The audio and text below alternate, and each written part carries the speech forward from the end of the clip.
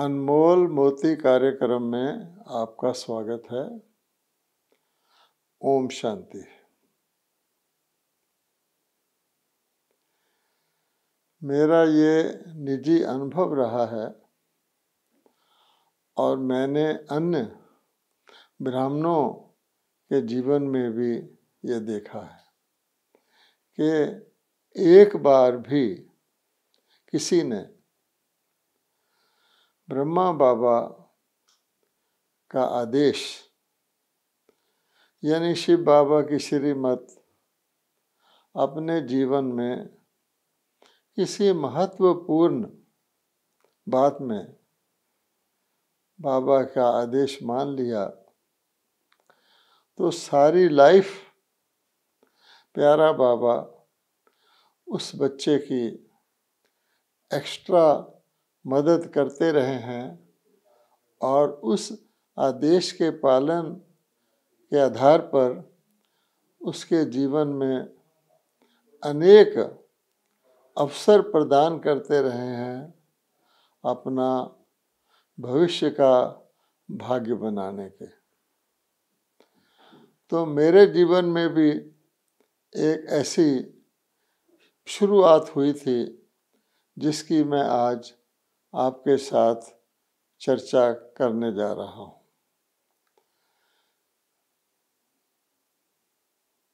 1956 में जब मैं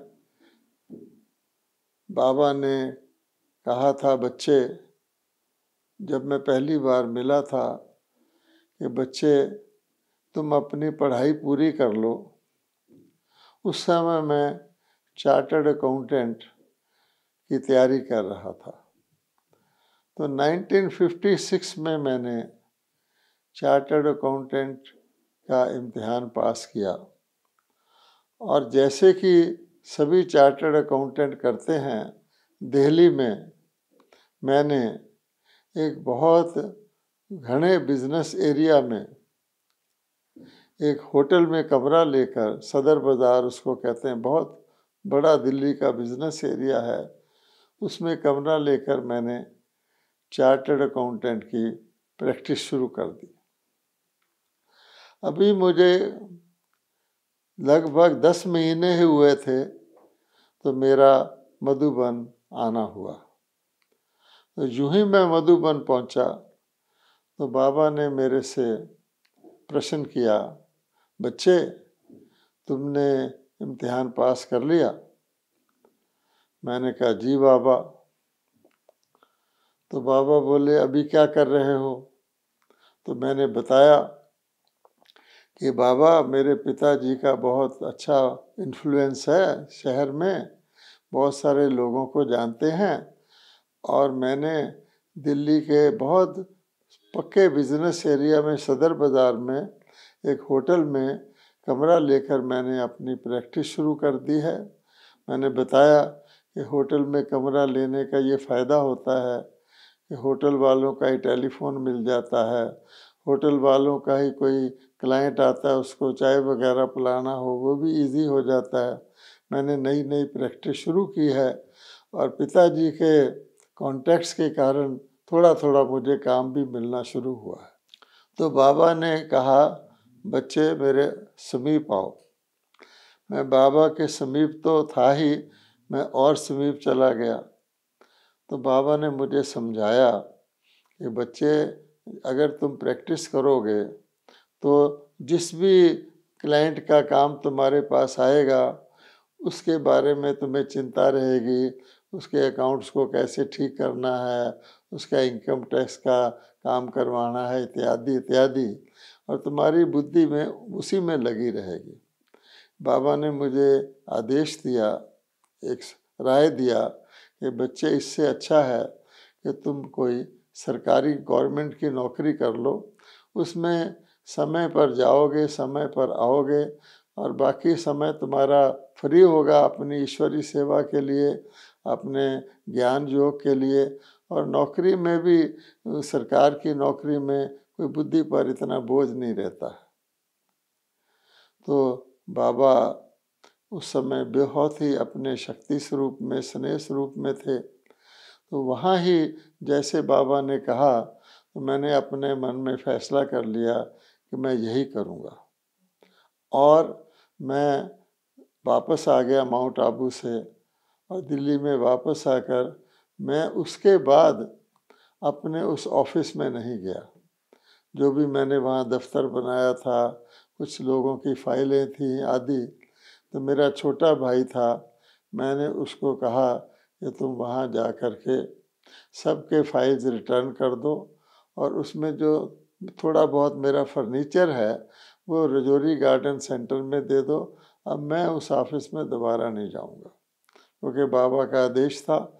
तो मैंने उसके लिए पीठ कर ली, और अपनी लाइफ में पहली बार मैंने अखबार के अंदर जहाँ वैकेंसीज होती हैं जॉब्स के लिए, पहली बार अखबार देखा ये पढ़ने के लिए कि कहाँ पर चार्टर्ड अकाउंटेंट की वैकेंसी है। अब अखबार में पढ़ा, और जो भी पहली चार्टर्ड अकाउंटेंट की वैकेंसी सरकारी कंपनी में मेरे सामने आई, उसमें मैंने हाथ से लिखकर एप्लीकेशन भेज दिया। मैं बिल्कुल नया था, मुझे ये भी नहीं ख्याल आया कि एप्लीकेशन को टाइप करवाना होता है। और वो मैंने देखा कि सरकारी कंपनी है फर्टिलाइजर्स कॉरपोरेशन ऑफ इंडिया, उसका पंजाब में भाखड़ा नंगल, जहाँ भाखड़ा डैम है, उसके नदी के दूसरी ओर उन्होंने फर्टिलाइज़र फैक्ट्री लगाने का विचार किया हुआ है। तो उनकी तरफ से कुछ वैकेंसीज चार्टर्ड अकाउंटेंट की निकली थी। अब हुआ क्या, मैं तो कभी ट्रेन में भी नहीं चढ़ा था इतनी दूर घर से जाने के लिए। तो वहाँ से, क्योंकि बाबा की शक्ति इसके पीछे थी, तो मेरे लिए इंटरव्यू भी आ गया। और इंटरव्यू के लिए फिर मैंने सोचा कि अब मैं जाता हूँ, तो सारी तैयारी करके, क्योंकि हम तो बाहर से भोजन भी नहीं करते, कुछ अपने साथ कुछ भोजन ले लिया, और मैं ट्रेन के डिब्बे में पहुँच गया। वहाँ मैंने क्या देखा कि वो वहाँ एक नंगल डैम एक्सप्रेस ट्रेन होती थी जो उसी जगह जाके रुकती थी, और उसमें जिस डब्बे में मैं जा रहा था उसमें 8 और चार्टर्ड अकाउंटेंट भी वहाँ पर उस कंपनी में नौकरी के लिए इंटरव्यू देने के लिए जा रहे थे। अब मैं तो सीधा साधा था, मैं अपनी एजुकेशन में बहुत अच्छा था, फर्स्ट टाइम मैंने चार्टर्ड अकाउंटेंसी पास कर लिया। बाबा ने मुझे बुद्धि का कंसंट्रेशन दिया हुआ था, डिवाइन इंटेलेक्ट दिया हुआ था, वरना उन दिनों में तो चार्टर्ड अकाउंटेंट का रिज़ल्ट भी 9% होता था, और कोई मुश्किल से फर्स्ट अटैम्प्ट में पास करता था। तो वहाँ मैंने देखा कि 8 और चार्टर्ड अकाउंटेंट वहाँ बैठे हुए हैं, वो सारे मेरे से बड़े स्मार्ट हैं, और आपस में खूब बातें चीतें कर रहे हैं, इंग्लिश धड़ाधड़ बोल रहे हैं फटाफट, और घुल मिल रहे हैं। उनके चेहरों से, उनके हाव भाव से मुझे लगता था कि कई तो शायद ऑलरेडी कहीं दिल्ली में कहीं ना कहीं नौकरी करते हैं, बहुत कॉन्फिडेंस से बातचीत कर रहे थे। अब मैं कोने में दुबका हुआ बैठा था अकेला। मैं सोचने लगा कि अगर ये लोग जा रहे हैं तो मेरे को तो जॉब मिलने की संभावना कम है।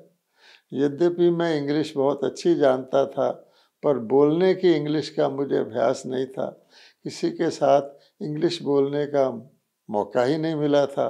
और उसमें तो कई मद्रास के भाई भाई भी थे जो चार्टर्ड अकाउंटेंट थे, वो तो बहुत फटाफट इंग्लिश बोल रहे थे। तो अर्थात ये सब देखकर मुझे ऐसा लगा कि शायद मुझे वहाँ पर जॉब ना मिले। अच्छा, अब हम पहुँचे वहाँ पर, तो क्या स्टेशन पर ही मैंने स्नान वगैरह कर लिया, ऑफिशियल ड्रेस पहन लिया, और उस कंपनी ने अभी सिर्फ ज़मीन एक्वायर की थी, 300 एकड़ ज़मीन लिया था उस नंगल में, और अपनी फैक्ट्री बनाने के लिए। अभी उनका ऑफिस नहीं था, तो स्टेशन के सामने ही उन्होंने कुछ किराए पर ऑफिस लिया हुआ था, वहीं पर हमारा इंटरव्यू होना था। अब मुझे ये नहीं पता कि बाकी जो कैंडिडेट्स हैं उन्होंने क्या जवाब दिया। जब मेरी बारी आई तो इंटरव्यू बोर्ड था, उसमें 5 इंटरव्यूअर थे और उन्होंने मेरे से 4 सवाल किए और सारे सवाल जो थे वो चार्टर्ड अकाउंटेंसी के बारे में थे। यद्यपि मैंने इम्तिहान तो पास कर लिया था, लेकिन 1 साल के अंदर जिसमें मैं प्रैक्टिस करता रहा था तो मुझे सारी थ्योरी वगैरह मुझे भूल गई थी। तो कहने का भाव ये है कि 4 सवालों के मैं उत्तर ठीक नहीं दे सका। मैंने कह दिया मुझे याद नहीं, मुझे पता नहीं, इस प्रकार से कह रहा था और वो पांचों के पांचों ही अपना सिर नेगेटिव में हिला रहे थे।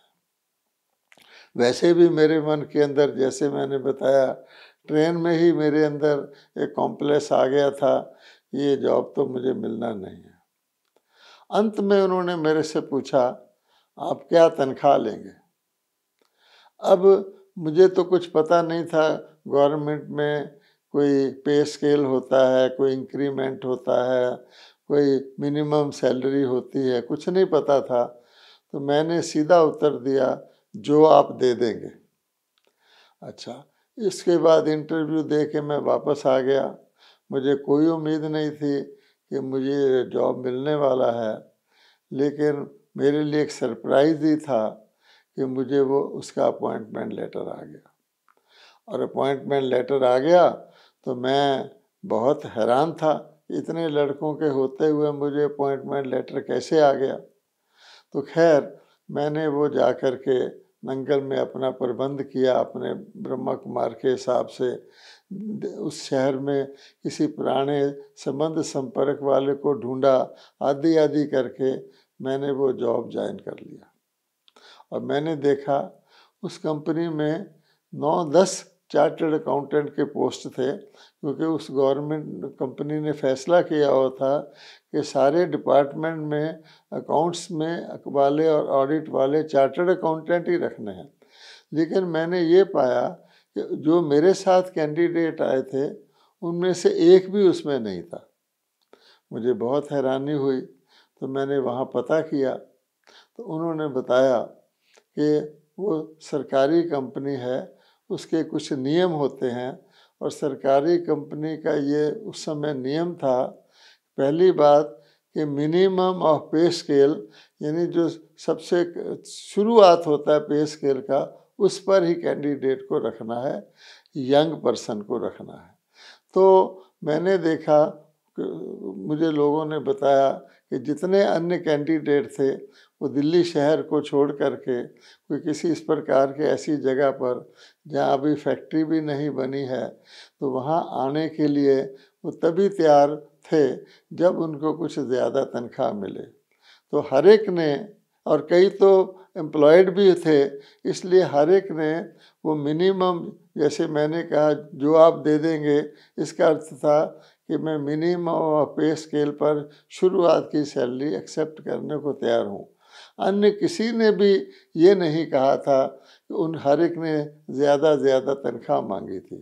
तो यद्यपि वो होशियार थे, लायक थे, लेकिन इस नियम के कारण उनमें से किसी को भी नहीं रखा गया और मुझे उस जॉब के लिए, गवर्नमेंट जॉब के लिए रख लिया गया। तो मैंने अपने मन में सोचा कि अवश्य ही बाबा, जिन्होंने मुझे ये आदेश दिया था कि बच्चे तुम प्रैक्टिस छोड़कर गवर्नमेंट जॉब कर लो, अवश्य ही बाबा का ऐसा योग रहा है जो इस प्रकार से सारी विधि हुई और मुझे वो जॉब मिल गया।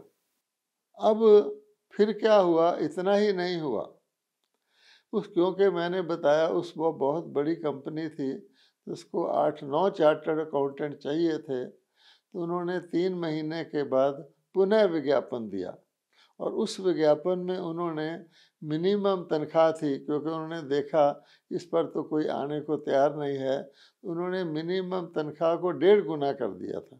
ये जितनी हमारी तनख्वाह थी उससे 1.5 गुना मिनिमम तनख्वाह रख के उन्होंने दोबारा विज्ञापन दिया ताकि कुछ चार्टर्ड अकाउंटेंट उसमें आ सकें। अब नया ग्रुप आया, पर मेरी तनख्वाह ऑटोमेटिकली 1.5 गुना कर दी गई, क्योंकि मैं तो ऑलरेडी जॉब कंपनी में था। तो जब उन्होंने कंपनी की तनख्वाह का चार्टर्ड अकाउंटेंट का पे स्केल ही बढ़ा दिया, तो मेरी तनख्वाह ऑटोमेटिकली 1.5 गुना हो गई। नए लड़के आए, नए उन्होंने ज्वाइन किया, लेकिन मैंने देखा कि ये इसमें भी बाबा का सहयोग था, साफ साफ दिखाई देता था। अगर पहले ही तनख्वाह 1.5 गुना होती तो मैं बाहर होता, क्योंकि बहुत सारे लड़के उसको एक्सेप्ट कर लेते। तो ड्रामा अनुसार बाबा की सहयोग से पहले तनख्वाह कम रही ताकि मैं उसमें आ जाऊं, फिर उसके 3 महीने बाद तनख्वाह 1.5 गुना कर दी गई। इसको भी मैं बाबा का समझिए कि डायरेक्ट सहयोग मानता हूँ। इस प्रकार से बाबा ने मुझे जॉब दिलाया, क्योंकि बाबा ने का आदेश का मैंने पालन किया था। अब इसके बाद क्या हुआ कि मैंने वहाँ पर लगभग 17 साल उस कंपनी में, फर्टिलाइज़र कंपनी में जॉब किया। तो धीरे धीरे मेरी पोस्ट भी बढ़ती गई, लेकिन क्या हुआ, उस फर्टिलाइज़र कॉरपोरेशन इंडिया की 6-7 कंपनियां, फैक्ट्रियां भारत के अंदर थीं। कोई बॉम्बे में थी, कोई सिंदरी में थी, एक असम में भी थी। तो एक बार असम की जो फैक्ट्री थी उसमें उन्होंने कहा कि कोई भी आएगा तो उसके लिए एक हायर पोस्ट उसमें थी। तो मैंने बाबा से पूछा कि बाबा, मैं असम में हमारा कोई सेंटर भी नहीं है नाम रूप में, वहाँ फर्टिलाइज़र वाले एक नई फैक्ट्री खोलने जा रहे हैं और उसमें ज़्यादा तनख्वाह मिलने की संभावना है, तो क्या मैं वहाँ अप्लाई कर दूँ, क्योंकि सेंटर भी खुल जाएगा और मैं इसी फैक्ट्री के नई फैक्ट्री में चले जाऊँगा। तो बाबा ने मुझे कहा, नहीं बच्चे, असम में तो बहुत बारिश होती रहती है, बड़ा बड़ा मच्छर होता है, तुमने वहाँ नहीं जाना। फिर कहा, बाबा कहीं बाहर जाता है माउंट आबू के? तो बच्चे तुमको वहीं रहना है जहाँ तुम हो। तो उसका नतीजा क्या हुआ कि मैं उसी नंगल की फैक्ट्री में रहा। कोई प्रमोशन बाहर होने की संभावना भी होती थी तो मैं उसको छोड़ देता था। अपने स्थान पर ही मुझे कुछ समय के बाद प्रमोशन मिलता था, वो मैं ले लेता था। नतीजा ये हुआ कि मैं, यानी अन्य जो हमारे बाकी चार्टर्ड अकाउंटेंट हमारी फैक्ट्रियों में थे, वो अन्य अन्य कंपनियों में नई नई खुलने लगी, उसमें जाकर थोड़ी थोड़ी ज़्यादा तनख्वाह पाने लगे और मैं थोड़ा सा तनख्वाह में पीछे रह गया। परंतु बाबा ने कहा था कि बच्चे वहीं रहना है, और सचमुच मैं वहाँ पर बहुत रह करके उस फैक्ट्री में सारे पंजाब में शनिवार को, एतवार को, हॉलीडेज़ को जा जा के ईश्वरी सेवा करके आता था। जो क्योंकि सरकारी नौकरी थी उसमें ज़्यादा बोझ नहीं होता है, वो मैं करता रहा, प्रमोशन को मैं छेड़ता रहा। फिर भी 17 साल में एक ऐसा मौका आया जबकि हमारी सारी ही जो फैक्ट्रियां थीं, सब के अंदर से उन्होंने इंटरव्यू के लिए इनवाइट किया, एक हायर पोस्ट के लिए। तो उसमें वो दिल्ली में इंटरव्यू होना था, तो हायर पोस्ट के लिए इनवाइट किया, तो उसमें मेरा जाना आवश्यक था, क्योंकि अगर मैं उसमें ना जाता तो फिर जो कभी मेरे से जूनियर होता था, किसी बाहर की यूनिट में चला गया था, वो मेरा ऑफिसर बन के भी आ सकता था। तो मैं उस इंटरव्यू में गया। उसमें बड़ा इंटरव्यू बोर्ड था, लेकिन मैं अपने काम तो बहुत अच्छी तरह करता था, मेरे रिपोर्ट्स भी बहुत अच्छे आते थे, लेकिन मैं अपने काम से काम रखता था। मुझे कोई पूछे कि अन्य जगह पर जितनी फर्टिलाइज़र फैक्ट्रियां खुली हैं वो किस प्रोसेस पे बेस्ड है, क्या है, उसमें मैं कभी ध्यान नहीं देता था। तो वही हुआ कि इंटरव्यू में उन्होंने मुझे इस प्रकार के प्रश्न पूछे कि सिंदरी में कौन सी फर्टिलाइज़र बनती है, ट्रॉम्बे में कौन सी फर्टिलाइज़र बनती है, मैं नहीं बता सका। तो मैं इंटरव्यू देकर वापस आया दिल्ली में अपने घर में, जहाँ सेंटर भी था। तो मैंने अपने पिताजी को कहा कि मेरा इंटरव्यू अच्छा नहीं हुआ है और इसका प्रभाव ये होगा कि मेरे से कभी कोई जूनियर था वो आकर मेरा ऑफिसर बन जाएगा, ये अच्छी बात नहीं है। तो मेरे पिताजी ने कहा, बाबा बैठा है ना? तो मैंने कहा, पिताजी बाबा तो बैठे हैं, पर बाबा ये तो नहीं कहते हैं कि बच्चे तुम बाबा का नाम बदनाम करो, कि ऐसा कर दो कुछ जिससे कि तुम्हारा जूनियर तुम्हारा ऑफिसर बन जाए।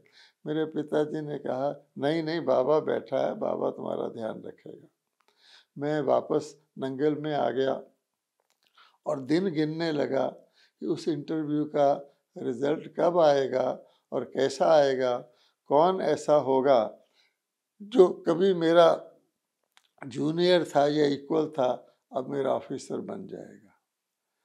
आखिर खबर आई, खबर ये आई कि इंटरव्यू क्वैश कर दिया गया है किसी टेक्निकल कारण से, क्योंकि सरकारी कंपनी थी, उसमें सरकारी यूपीएससी आदि के भी रिप्रेजेंटेटिव आके चेयरपर्सन बनते थे। मिनिस्ट्री की तरफ से भी एक चेयरपर्सन बनता था, फर्टिलाइज़र मिनिस्ट्री की तरफ से अपनी कंपनी के भी जनरल मैनेजर जाते थे। तो कुछ टेक्निकल कारण था जिससे वो इंटरव्यू बोर्ड ठीक नहीं बना हुआ था।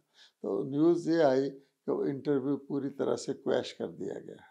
तो मैं बच गया, और साथ साथ ये भी कह दिया गया कि आगे के लिए किसी हायर लिमिट तक कोई इंटरव्यू नहीं होगा और केवल रिपोर्ट्स देखकर ही प्रमोशन किए जाएंगे। तो इसलिए मैं काफ़ी समय तक फिर मैं बचा भी रहा, मेरा सम्मान भी रहा, बाबा ने मेरा सम्मान रखा, और रिपोर्ट्स तो मेरे अच्छे थे, काम मैं अच्छा करता था। उस आधार पर आगे मेरी प्रमोशन ऑटोमेटिकली होती रही। तो ये भगवान कहता है कि देखो कि मेरिट के ऊपर हमको प्रमोशन मिलते रहे। उस कंपनी में मैं 17 साल तक रहा, और ये समझ लीजिए कि बाबा ने ही मुझे जॉब दिलाया। जैसे मैंने बताया, बाबा ने ही मुझे ग्रेसफुली उस जॉब में रखा, क्योंकि मैं ब्रह्मा कुमार था, ऑनेस्ट था। तो मैंने वहाँ पर बहुत कुछ सीखा कि सरकार में क्या होता है क्या नहीं होता है। लेकिन ब्रह्मा कुमार होने के नाते वहाँ मेरी इतनी प्रसिद्धि थी कि ये ऑनेस्ट व्यक्ति है। तो कोई भी डिसिप्लिनरी काम आता था, कहीं ऑफिस में कहीं डिसिप्लिनरी मैटर आ जाता था, वो मुझे ही दिया जाता था सॉल्व करने के लिए कि ये व्यक्ति न्यूट्रल होकर के उसका फैसला करेगा। कंपनी में एक कोऑपरेटिव स्टोर, कंपनी का स्टोर भी होता है, ये बहुत बड़ा, जिसके अंदर सारे एम्प्लॉयज़ को, वर्कर्स वगैरह को सस्ता सामान मिलता है। तो उसमें कंपनी के ही वर्कर रखे जाते हैं, उस स्टोर को चलाते हैं। उसके अंदर भी कई बारी क्या होता है, डिसऑनेस्टी का मार्जिन होता है। तोलने वाला या सामान खरीदने वाला गलत खरीद लाता है, असली हींग ना खरीद के मैदे की हींग खरीद लाता आदि। तो मेरा इतना वहाँ पर प्रसिद्धि थी कि जब उसमें कोई वैकेंसी होती थी, सेल्समैन रखना है या कोई परचेज करने वाला रखना है, तो मुझे कहा करते थे अपना कोई ब्रह्मा कुमार हमें दो, हम उसको रखेंगे। तो बहुत ही ऑनरेबली बाबा ने मेरे को समय दिलवाया ईश्वरी सेवा का। उन 17 सालों में मैंने सारे पंजाब में जा कर के, अमृतसर से लेकर उस समय करनाल तक होता था ईश्वरी सेवा, यानी सैटरडे संडे हॉलीडे, ये समझ लीजिए कि 52 वीकेंड्स होते हैं साल में, उनमें मैं बाहर ही रहता था और ईश्वरी सेवा करता था और वापस अपनी जॉब पे आ जाता था। तो काम में बहुत अच्छा करता था। मुझे बाबा की डिवाइन इंटेलेक्ट मिली हुई थी। कंपनी में कोई बड़े बड़े कोई काम होते थे, मान लीजिए किसी कॉन्ट्रैक्ट को रिन्यू करना है, उस समय हमारी कंपनी बिजली के ऊपर चलती थी, क्योंकि भाखड़ा डैम की बिजली बहुत सस्ती थी, तो उसके साथ उनका कॉन्ट्रैक्ट रिवाइज होना था। इस प्रकार के कोई बड़े बड़े काम मेरे चीफ जो थे मुझे दिया करते थे, और उसमें मैं बड़े ध्यान से किया करता था।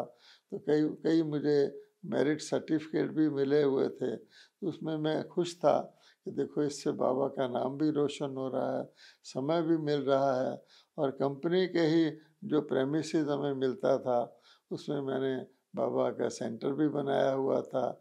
बहुत सारे भाई बहन, कुछ कंपनी के और कुछ बाकी नंगल शहर के आकर के उस सेंटर में बाबा के बच्चे भी बने थे। तो कहने का भाव ये है, मैंने देखा अपने जीवन में, अन्य बीके के जीवन में भी मैंने अनुभव किया है कि अगर आप बाबा का आदेश या श्रीमत किसी एक भी अपने जीवन के महत्वपूर्ण मोड़ पर मान लेते हैं तो बाबा आपकी सारी लाइफ आपकी बहुत सहयोग देते हैं और डिफ़िकल्ट सिचुएशन से भी आपको निकाल कर आपका सम्मान भी कायम रखते हैं और आपका लौकिक और अलौकिक दोनों आपको सेवा करने के स्वर्णिम अवसर देते हैं। ओम शांति।